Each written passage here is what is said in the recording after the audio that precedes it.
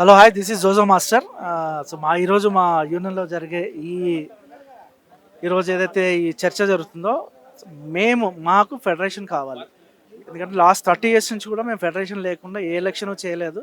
ఎందుకంటే డాన్సర్స్ కానీ మాస్టర్స్ కానీ ప్రొడ్యూసర్స్కి ఇటు మా యూనియన్కి మధ్యవర్తిగా ఫెడరేషన్ ఉంటుంది. ఫెడరేషన్ లేకుండా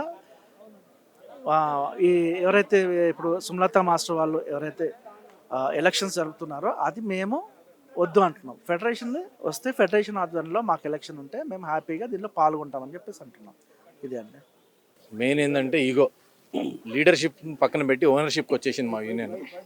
ఓనర్షిప్ లాగా ఫీల్ అవుతున్నారు ఇప్పుడున్న ఆఫీస్ బేరర్స్. ఓనర్షిప్ లాగా ఫీల్ కావడం వల్లనే సభ్యులకు కానీ ఈసీ మెంబర్లకు వాల్యూ లేకపోవడం, ఇవన్నీ వివాదాలు వస్తున్నాయి. అది ఆఫీస్ బేరర్సే చెప్పాలండి. ఎందుకంటే అసోసియేషన్ ఇంటర్నల్ విషయాలు బయటికి వెళ్ళిపోతున్నాయి. ఫెడరేషన్ విషయాలని పక్కన పెట్టేస్తున్నారు. లేబర్ కమిషనర్ చెప్పినా వాళ్ళని పక్కన పెట్టేస్తున్నారు. అందరిని పక్కన పెట్టుకుంటే ఇంక యూనియన్ ఎట్లా అండి? యూనియన్ మనగడ జరగాలి కదా. వీళ్ళ వల్లనే యాక్చువల్లీ ప్రాబ్లం స్టార్ట్ అయింది. వీళ్ళు ఒక 7 members 10 members కమిటీ వాళ్ళు వచ్చి రిజైన్ చేశారు ఫస్ట్. ఓకే, అక్కడే ప్రాబ్లం స్టార్ట్ అయింది.